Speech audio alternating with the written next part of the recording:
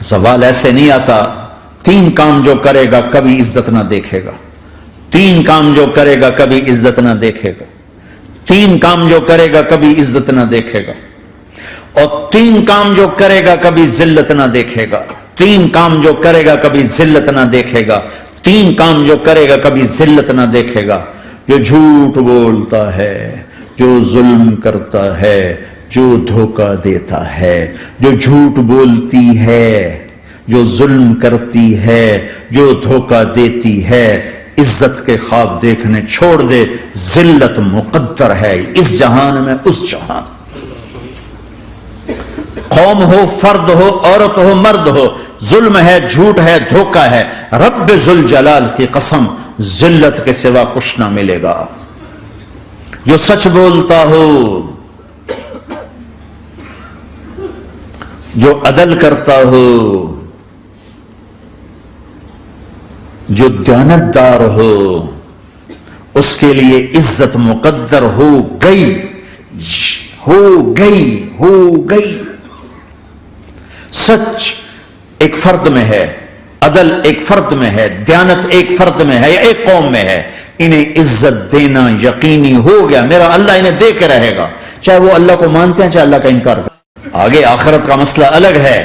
یہاں قوم، فرد، قبیلہ، کوئی مذہب، پتھر کا پجاری، آگ کا پجاری سچ بولتا ہے، ظلم نہیں کرتا، دیانتدار ہے، اللہ کی قسم اللہ اسے عزت کی زندگی دے گا. رات کا تہجد گزار، دن کا روزے دار، کہیں ظلم کرتا ہے، کہیں جھوٹ بولتا ہے، کہیں دھوکہ دیتا ہے، ذلت اس کے ماتھے پہ لکھ دی جائے گی اور موت کے بعد کی ذلت بھی ساتھ اٹھے گی. تو اللہ کو راضی کرو. کیسے؟ کبیرہ گناہوں سے بچ کر، اس کے سامنے سب جھکا کر. دوسرا کام، اللہ کے بندوں کے ساتھ معاملہ کرو. سارا معاملہ 2 حدیثوں میں بتا دیتا ہوں، 2 حدیثوں کہ یہ 2 کام کر لو، ساری دنیا کے محبوب بن جاؤ گے، تمہارے گھر جنت بن جائیں گے، بیوی میں محبت قائم ہو جائے گی، ساس بہو میں محبت ہو جائے گی، باپ بیٹے میں محبت ہو جائے گی، ماں بیٹی میں محبت ہو جائے گی، بھائی بھائی میں محبت ہو جائے گی. 2 کام کر لو. ان 2 میں سب کچھ چھپا ہوا ہے. میرے نبی نے فرمایا، معاذ الا انبئک بملاک ھذا کلہ. پوری حدیث. معاذ بن جبل نے کہا یا رسول اللہ کوئی جنت کے جانے کا راستہ تو بتائیں، جنت میں جانے کا راستہ تو بتائیں. انبئنی بعمل یدخلنی الجنہ. صاحب نے کہا سألت عن امر عظیم، بہت بڑی باتوں نے پوچھی ہے. تقیم الصلاۃ المکتوبہ، تؤدی الصلاۃ المفروضہ، وتصوم رمضان، وتحج البیت. معاذ نماز پڑھنا، روزہ رکھنا، زکوٰۃ دینا اور حج کرنا. پھر آپ نے فرمایا ان شئت انبأتک بابواب الجنۃ.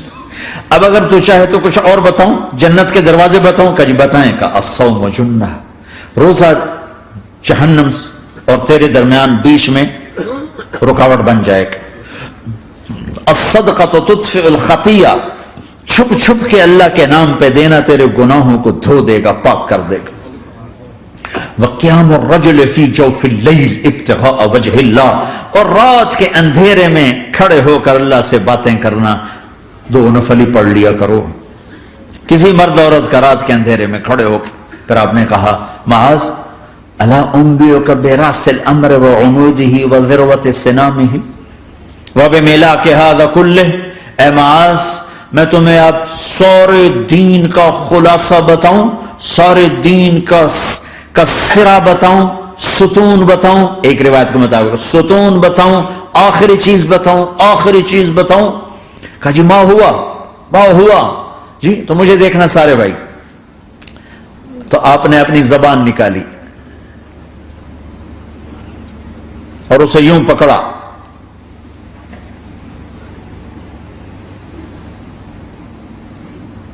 معاذ کف ھذا، معاذ اپنی زبان پہ قابو پا جا. یہ میری پوری شریعت ہے، یہ پورا دین ہے. یہ کس کو سمجھایا ہے؟ معاذ کو. کیسے سمجھایا؟ جیسے چھوٹے بچے کو سمجھاتے ہیں. ایکشن کر کے. صرف اتنا بھی تو کافی تھا بھائی زبان کی احتیاط کیا کرو. ایسے سمجھایا جیسے چھوٹا بچہ. کیوں کہ مشکل ترین کام ہے. 22 ویلر ٹرالے کو بریک لگانا آسان ہے, یہ 2 انچ کی زبان کو بریک لگاتے ہوئے سارے بریک فیل ہو جاتے ہیں. اور جتنا آج گھروں میں فساد ہے اس کے پیچھے یہ زبان ہے. اور یہ کون ہے جس کو معصوم بچے کی طرح سمجھایا ہے؟ معاذ بن جبل.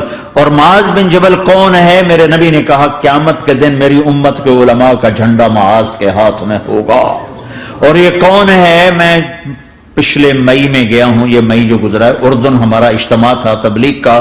میں وہاں گیا, عمان میں آگے اربد گئے. اربد سے 18 کلومیٹر 20 کلومیٹر آگے حضرت معاذ کا مقبرہ ہے. باپ بیٹا دونوں وہاں دفن ہیں. حضرت عمر کے زمانے میں انتقال ہوا. جب میں اندر گیا تو اوپر لکھا ہوا تھا تاریخ وفات 18 ہجری.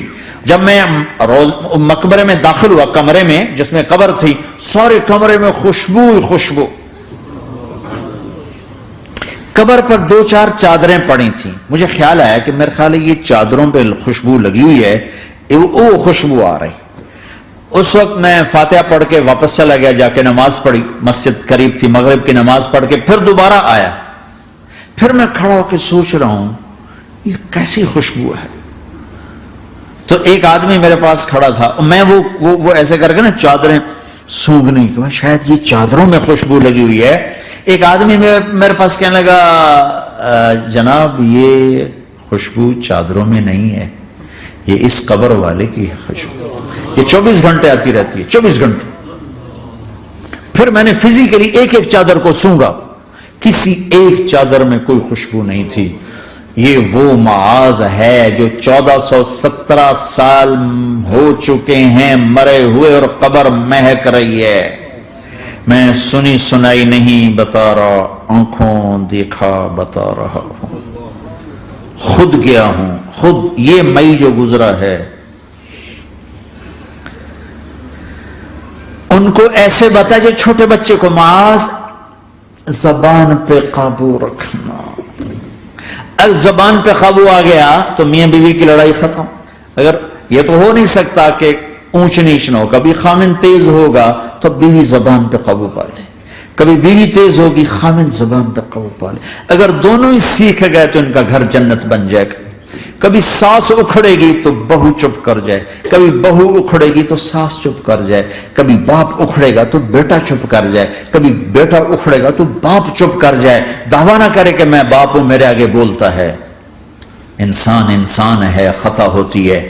اگر آپ بھائی یہ پیچھے نیچے مستورات بھی ہیں, اپنی زبان پہ قابو پانا سیکھ لیں.